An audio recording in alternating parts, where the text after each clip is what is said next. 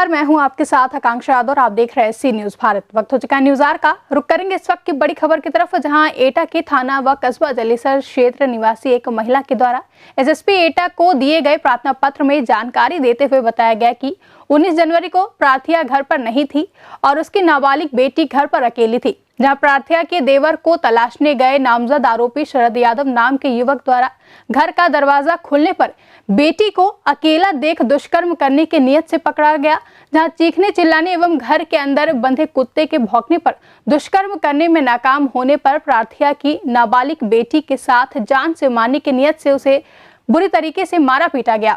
वहीं इस संबंध में थाना जलेसर पुलिस ने छेड़छाड़ सहित विभिन्न धाराओं में मुकदमा तो दर्ज कर लिया है, लेकिन 4 दिन बीत जाने के बाद भी आरोपी व उसके अन्य 2 साथी पुलिस की गिरफ्त से दूर हैं।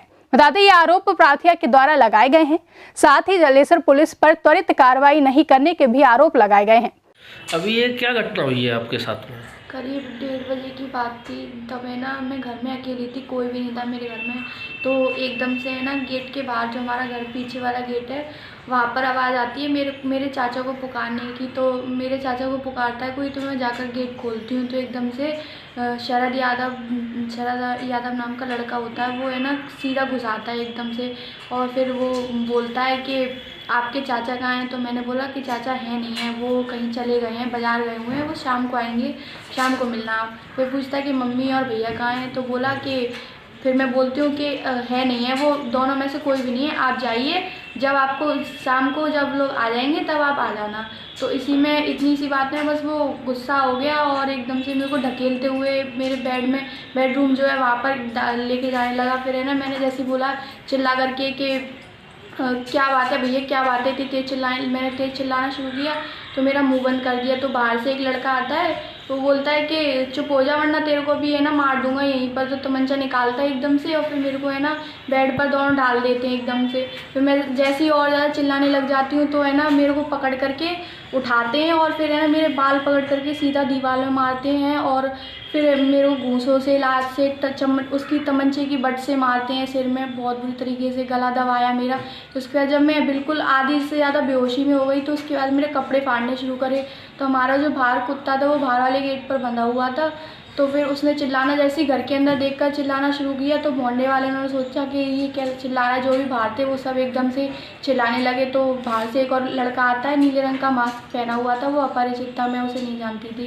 तो वो आता है अंदर, वो बोलता है कि इसको बाद में देख लेंगे, ये जाएगी कहाँ जलेसर से, बाद में देखेंगे, अभी यहाँ से चलो, मोहल्ले वालों को पता चल गया है।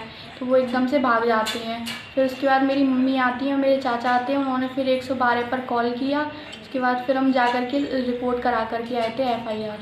किस तारीख का मामला है ये? ये 19/1/2021 का मामला है। पुलिस क्या कह रही है इस संबंध में? पुलिस ने क्या कार्रवाई की है? पुलिस तो कुछ कार्रवाई नहीं कर रही, 5 दिन हो चुके हैं, कुछ भी नहीं हो रहा है, बस ऐसे ही जली जाती है वहाँ पर, एक सिर्फ फॉर्मेलिटी पूरी कर रही है और वो कुछ भी नहीं कर रही है अपनी तरफ से। ठीक। मंगलवार 19 तारीख की बात है, मैं यहाँ थी नहीं अपने घर पर, मैं ऑफिस पर थी, अपने BRC कार्यालय में कार्यरत हूँ। मेरी बेटी यहाँ घर पर अकेली थी। शरद यादव नाम का लड़का मेरे घर पर आया और उसने मेरी बेटी के साथ में बदतमीजी करी, मारपीट करी, गला दबाया और रेप करने की कोशिश करी। तमंचे से उसके सिर पर मारा भी है, बहुत घायल हो चुकी है मेरी लड़की। और अभी तक मैं 5 दिन हो चुके हैं, कोई भी कार्रवाई नहीं हो रही। पुलिस रोज़ यही कह रही थी कि अभी कर रहे हैं, हम कर रहे हैं, और उसको कोई भी सज़ा नहीं मिली, कोई कार्रवाई नहीं, कोई पकड़ नहीं है। उसके माँ बाप ऐसे घूम रहे हैं फरार। मैं चाहती हूँ उसे सख्त से सख्त सज़ा दी जाए और फांसी जहाँ तक हो सके, मेरी यही कोशिश मैं अपनी तरफ से करूँगी कि फांसी उसे मिले। मेरी लड़की के साथ हुआ, ऐसा किसी लड़की के साथ ना हो। वहीं इस वक्त हमारे साथ एटा से जुड़ चुके हैं संवाददाता लखन यादव जी। लखन यादव जी, हमें बताइए कि आखिर क्या है पूरा मामला? मैम, मामला ये है कि एक चाचा को देखने जाती है पीड़िता, उसकी भतीजी, तो एक शरद नामक युवक आता है और वो छेड़खानी करता है अंदर। वो पीड़िता मना करती है, उसे तमंचे की बटन से मारा पीटा जाता है, बेडरूम में ले जाता है, जबरन कपड़े उतरवाए जाते हैं, ऐसा पीड़िता ने बताया है।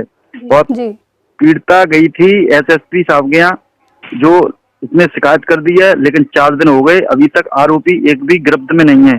प्रदेश के मुख्यमंत्री लाख दावे कर रहे हैं, लेकिन जलेसर पुलिस वादे पर खरा नहीं उतर रही उनके पे। यानी कि पुलिस की इसमें लापरवाही साफ तौर पर देखने को मिल रही है, क्योंकि अगर 4 दिन बीत जाते हैं और अभी तक पुलिस कोई कार्रवाई नहीं करती है तो इस पे हम क्या समझे? 4 दिन बीत गए, पुलिस कोई कार्रवाई नहीं कर रही और इधर पीड़िता परेशान है बहुत, एसएसपी साहब के चक्कर काट रही है, लेकिन पुलिस के कानों में जूं तक नहीं रेंग रही। ये कहीं न कहीं लापरवाही आ रही है पुलिस की सामने देखने को मिल रही है।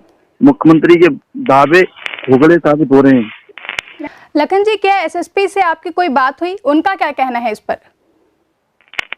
हमारी एसएसपी साहब से बात नहीं हुई, लेकिन सूत्रों के हवाले से खबर मिली है कि पुलिस कार्रवाई कर रही है। जी, ऐसा सामने आया मामला। जी, बहुत बहुत धन्यवाद लखन जी आपका हमारे साथ ये महत्वपूर्ण जानकारी साझा करने के लिए।